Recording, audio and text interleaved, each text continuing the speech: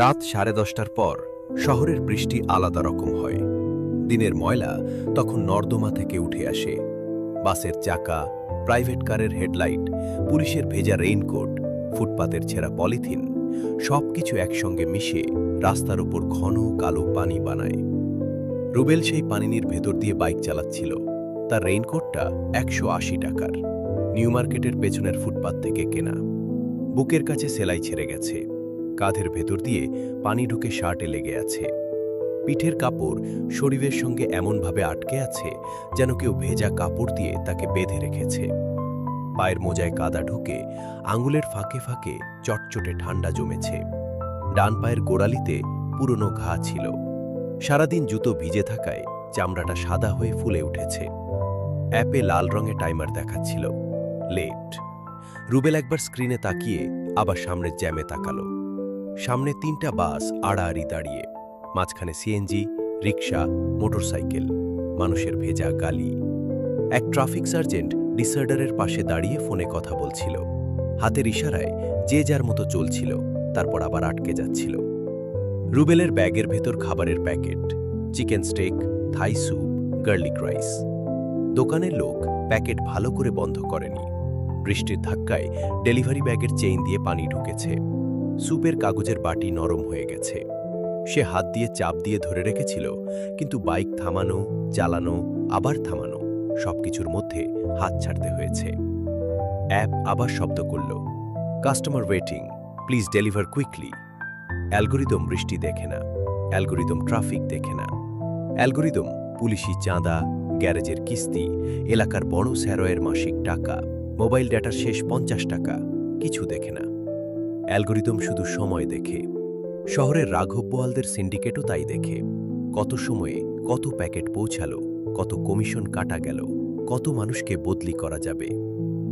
রুবেল অভিজাত অ্যাপার্টমেন্টের সামনে পৌঁছাতে পৌঁছাতে রাত 11:05। গেটের সামনে সিকিউরিটি গার্ড ছাতা মাথায় দাঁড়িয়েছিল। রুবেলের বাইকের সাইলেন্সার থেকে ধোঁয়া আর বৃষ্টির পানি একসঙ্গে উঠছিল। গার্ড বলল, কই যাইবা? রুবেল বলল, ডেলিভারি ভাই, B12, ফ্ল্যাট নাট 7-এ। গার্ড তার কাদামাখা জুতো আর ভেজা প্যান্টের দিকে তাকালো। ভিতরে বাইক নিয়ে ঢুকবা না, ওই পাশে রাখো, আর লবিতে পানি ফেলাইও না। রুবেল কিছু বলল না।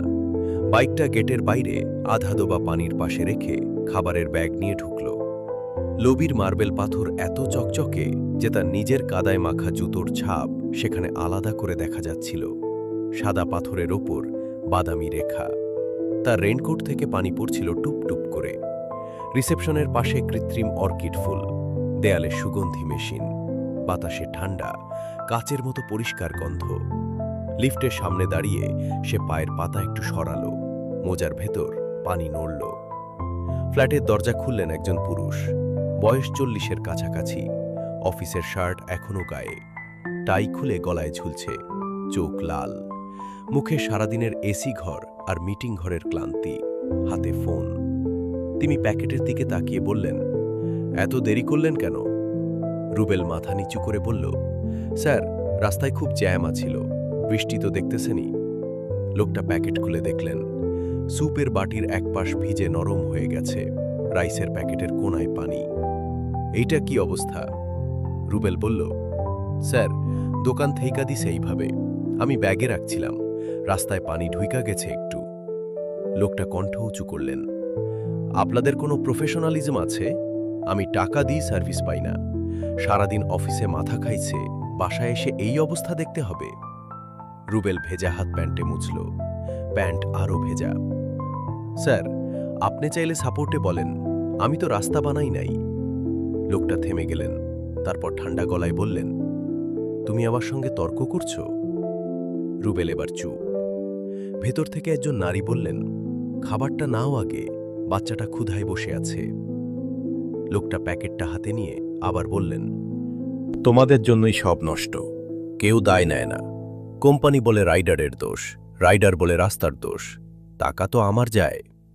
রুবেল বলল, স্যার, দয়া কইরা রেটিংটা খারাপ দিয়েন না। গত সপ্তাহে একটা লেট পড়ছে, আরেকটা পড়লে আইডি সমস্যা করব। লোকটা হাসলেন না, বিরক্ত চোখে তাকালেন। তাহলে সময় মতো তো ডেলিভারি দিতে শেখেন। তিনি দরজা বন্ধ করলেন। লক ঘোরার শব্দ হল। রুবেল কিছুক্ষণ দরজার সামনে দাঁড়িয়ে থাকল।